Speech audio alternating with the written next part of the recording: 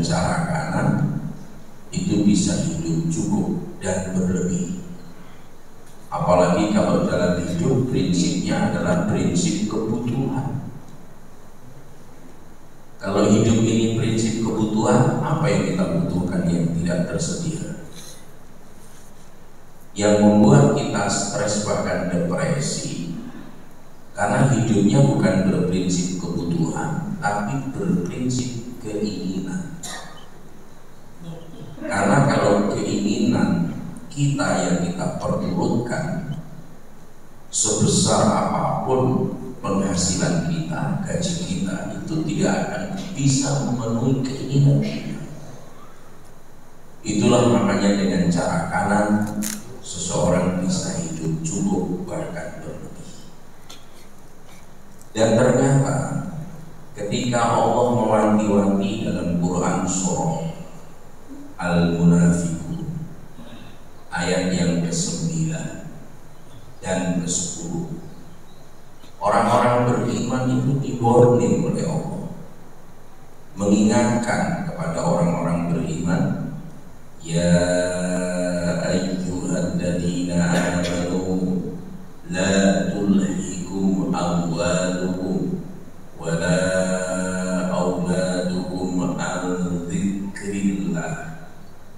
Wahai orang-orang yang beriman, jangan sampai harta-harta kamu, anak-anak kamu membuat kamu lalai dari mengingat Allah. Jadi tidak sedikit gara-gara anak, gara-gara harta, akhirnya terabaikan tanggung jawab kita kepada Allah Subhanahu wa ta'ala. Wa may yaf'al dzalika fa ulaika humul khasirun. Maka Allah mengingatkan, jangan melakukan seperti itu, karena itu termasuk orang-orang yang merugi dalam pandangan Allah.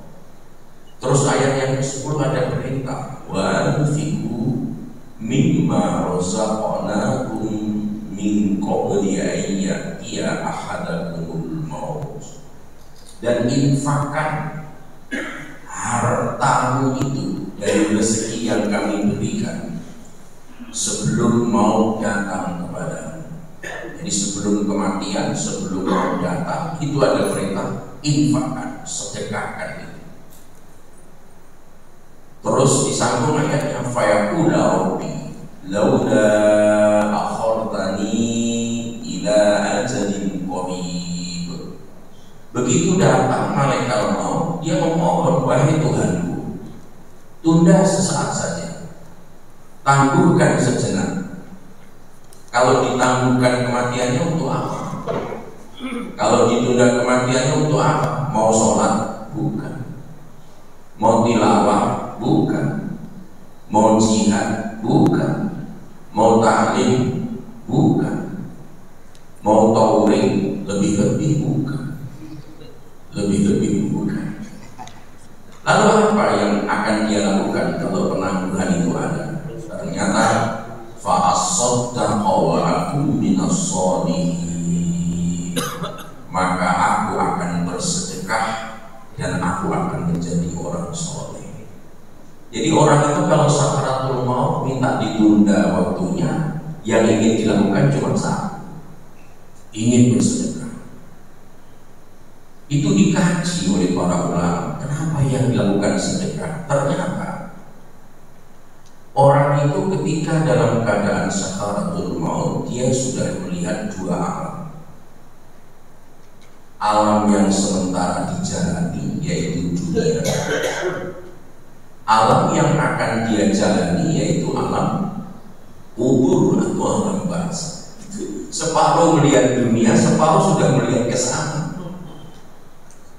Itulah makanya orang kalau akan meninggalkan dunia itu pasti ditimpa dua hal. Pertama kesedihan, yang kedua ketakutan. Siapapun dia. Pertama kesedihan, kedua ketakutan. Innal ladzina qalu rabbuna Allahu tsumma istaqamu tatanazzalu 'alaihimul malaikatu alla takhafu wa la tahzanu. Jadi orang-orang yang mengatakan Tuhan istiqomah, datang malaikat, jangan takut, jangan bersedih. Kenapa malaikat datang, jangan takut, jangan bersedih? Karena orang yang sekarat itu melihat ke sana takut, ke sini sedih. Kenapa melihat ke sini sedih? Bagaimana tidak sedih? Lihat anak-anak terlalu sedikit amalannya, tapi malaikat bilang jangan takut, jangan bersedih, jangan bersedih. Tapi kebanyakan masuk surga karena rahmat Allah Subhanahu wa Ta'ala, dan engkau termasuk orang yang dirahmati. Makanya dalam kitab Riyadhus Shalihin, dalam bab sakaratul maut itu, seorang mukmin itu tidak akan meninggalkan tubuhnya kecuali melihat tempat akhirnya surga. Jadi seorang mukmin itu tidak akan meninggalkan tubuhnya yang oleh Al-Ghazali dianggap rumah kontrakannya, kecuali diperlihatkan tempat akhirnya adalah surga. Wa aku minas sholihin, karena sedekah itu menaungi dia di alam selanjutnya. Jadi naungan tercepat seseorang ketika meninggalkan dunia itu sedekah yang kedua. Yang kedua adalah meredam murka Allah. Yang ketiga, meredakan panasnya siksa kubur. Begitu juga sebaik-baik amal yang paling cepat hadir ketika seseorang berada dalam kesulitan adalah sedekah. Masih banyak sekali sebenarnya, termasuk puncak ampunan, menolak su'ul khotimah dan segala macam. Itulah makanya hadis as-shadaqatu tamna'u sab'ina naw'an min anwa'il bala ahwanuhal hudan wal baras. Sedekah itu dapat menahan, menolak 70 aneka ragam bencana. Yang terkecil berupa penyakit kulit yakni kusta dan belang-belang yang ditakuti banyak orang. Karena sedekah itu yang paling cepat responnya terhadap pelakunya, itu paling cepat. Adab-adab bersedekah ini yang paling berat dengan yang pertama. Apa itu? Wa in tukhfuha wa tu'tuhal fuqara'u fahuwa khairul lakum. Dan kalau kamu merahasiakannya dan memberikannya kepada fakir miskin adalah lebih baik bagi. Artinya apa? Sedekah itu seminimal mungkin dirahasiakan, apalagi kalau berkaitan dengan kehormatan orang, dan jangan merasa memberi. Makanya ketika saya ditanya apa bedanya zakat dengan infak, saya jawab dari sisi motivatifnya. Kalau zakat itu memberikan, kalau infak sedekah bagi. Memberikan dengan memberi beda dengan. Ada bersedekah itu kalau bisa dirahasiakan. Kenapa ini berat? Karena kita berkemampuan merahasiakan 1 hari, tapi kadang terbongkar hari kedua. Setan itu sangat sabar merusak sedekah kita. Merahasiakan 1 pekan, pekan kedua terbongkar, dan yang membongkar kita sendiri. Bahkan sampai berbulan. Begitu 1 bulan kita rahasiakan sedekah itu, tapi begitu karena kita jengkel, kita emosi, kita marah, ditaktis oleh emosional pribadi, langsung keluar. Kamu tahu kan, itu menara itu saya. Akhirnya terbongkar juga.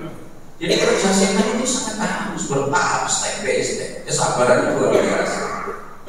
Merahasiakan amal itu berat, tapi sebisa mungkin itu kita lakukan. Persoalan orang ingat tidak ingat, terima kasih tidak terima kasih, itu bukan urusan kita, bukan urusan kita. Yang ketiga, tidak menyebut dan mengungkit. Makanya ayat Tuhan mengatakan, ya ayyuhalladzina amanu la tubtilu shadaqatikum bil manni wal adha. Hai orang-orang yang beriman, janganlah engkau lenyapkan, hilangkan, hapuskan pahala sedekahmu dengan menyebut-nyebut dan menyinggung perasaan si penerimanya. Itu. Makanya boleh tulis berzakat. Itu Pak Iwannya. Cukup ya. Mari kita tutup dengan tasbih kafarah. Subhanallah wa bihamdihi, asyhadu an la ilaha illa anta, astaghfiruka wa atubu ilaik. Wallahu a'lam bishawab. Assalamualaikum warahmatullahi wabarakatuh. Waalaikumsalam. Kalau kita mau berinfak sedekah, siapa skala prioritas yang paling layak menerima sedekah kita? Keluarga terdekat. Coba kita lihat hierarki urut-urutannya. Itu di Quran surah Al-Baqarah ayat 177. Laisal birra an tuwallu wujuhakum qibalal masyriq wal maghrib, walakinnal birra man amana billahi wal yawmil akhir wal malaikah wal kitab wan nabiyyin. Terus wa atal mala ala hubbihi dzawil qurba, memberikan sebagian harta yang dicintainya kepada karib kerabat satu. Terus wal yatama, yatim piatu, wal masakin, orang-orang miskin. Jadi yang disebut pertama siapa? Wa atal mala ala hubbihi dzawil qurba, yaitu karib kerabat, keluarga, sanak famili. Memberikan harta yang dicintai kepada mereka itu maksudnya apa? Yang membantu, memberikan utang, memberikan infak, memberikan zakat kepada mereka. Apapun bentuknya, memberikan hadiah kepada karib kerabat, ternyata itu adalah skala prioritas yang pertama.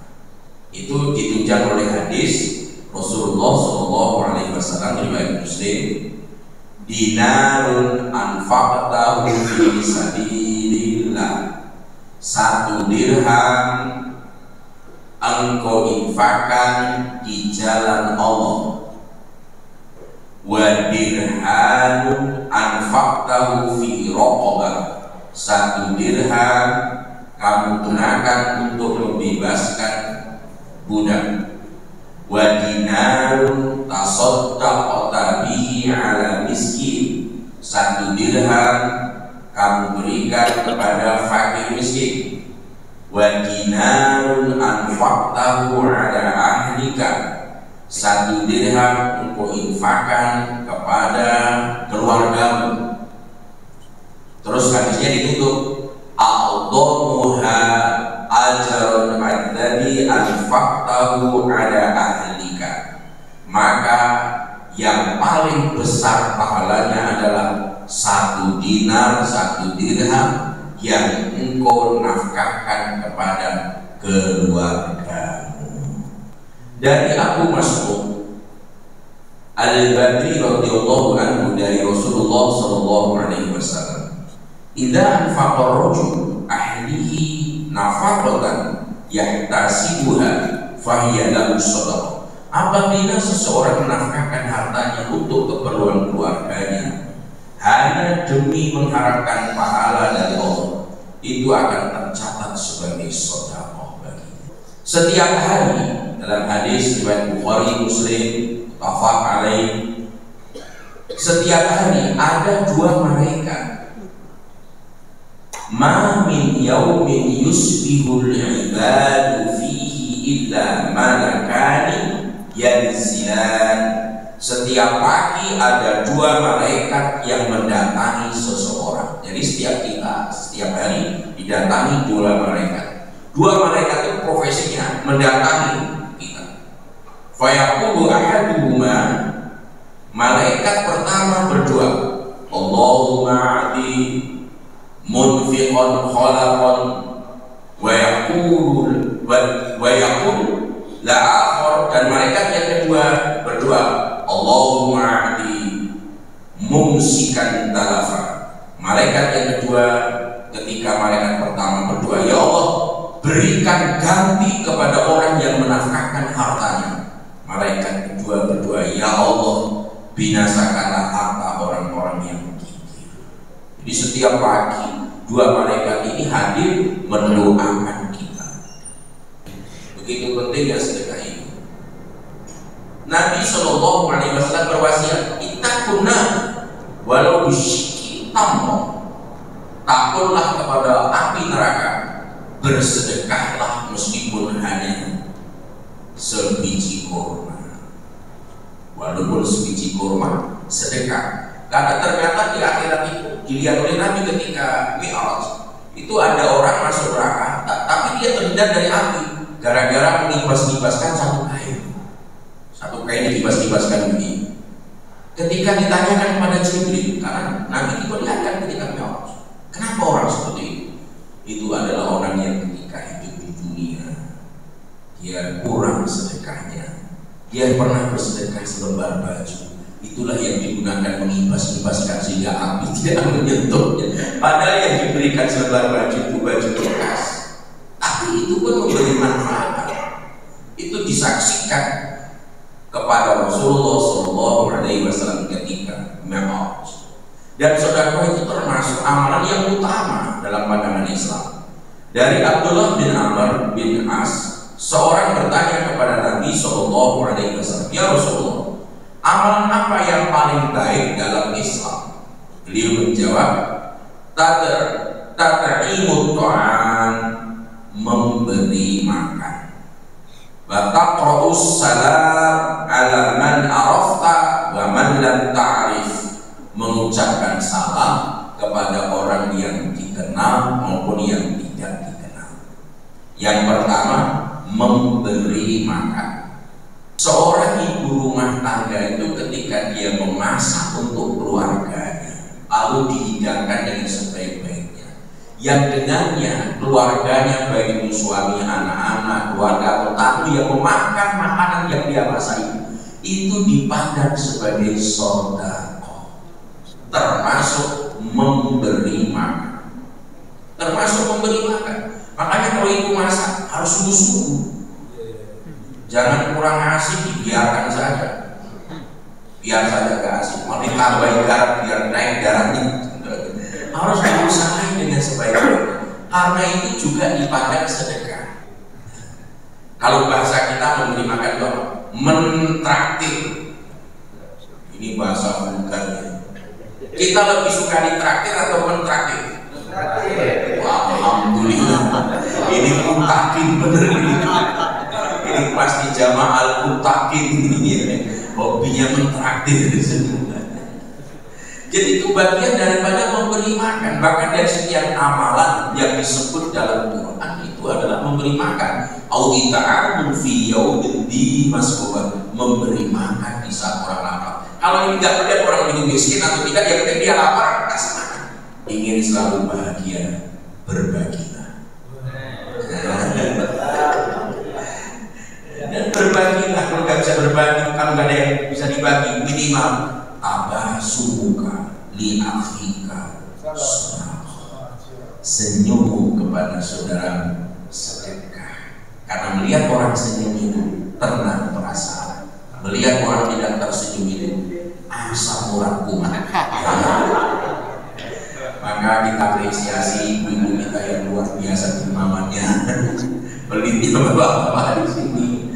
Mudah-mudahan kita menjadi orang yang ahli sedekah. Bahkan kalau saya sebenarnya ketika mengkaji surah Al-Mujadilah ayat 12, orang mau bertanya masalah agama kepada Nabi, itu perintah Quran. Perintah Quran apa? Bersedekah. Saya mau bertanya persoalan ini kepada Nabi. Makanya pernah suatu saat itu didiskusikan, 5 ekor ceramah itu halal atau tidak, itu didiskusikan ramai. Orang-orang filsafat yang mendiskusikan itu. Nabi kan gak terima upah, gak apa, gak terima ekor, segala macam begitu. Ini dalil itu luar biasa. Ingin menanyakan satu agama, bertanya tentang haid kepada Nabi. Sebelum bertanya, bersedekahlah kepada fakir miskin. Ayatnya apa mengatakan? Ya ayyuhalladzina amanu idza najaytumur rasul faqaddimu baina yadayhi najwaakum shadaqah. Hai orang-orang beriman, bila kamu akan berbicara dengan Rasul, berilah sedekah kepada fakir miskin sebelumnya. Sedekah dulu. Ini yang dijadikan dalil kalau kita sakit mau berobat, bersedekah dulu. Kalau kita mau ujian, sebelum ujian bersedekah dulu.